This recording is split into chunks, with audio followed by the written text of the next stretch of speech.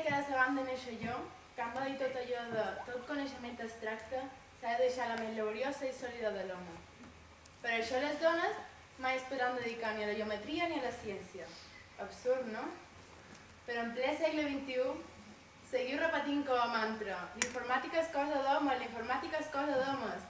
I jo em mor de rialles a la meva tomba, perquè jo, Ada Gustav Byron, nascuda fa 200 anys, vaig ser la primera programadora informàtica. Sorpresos? Ai, estimat Kant, que poc encertat vaig estar. Vaig conèixer en Charles Babbage, gran matemàtic britànic, i vaig treballar amb ell.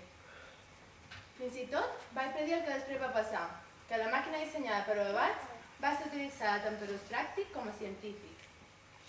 Després vaig servir a la possibilitat de digitalitzar la música i vaig intuir l'ús de CDs. Per cert, he dit que tot això fa 200 anys? Però després vaig creure que la meva habilitat matemàtica em permetria guanyar postes d'hípica, però no, em vaig arruïnar.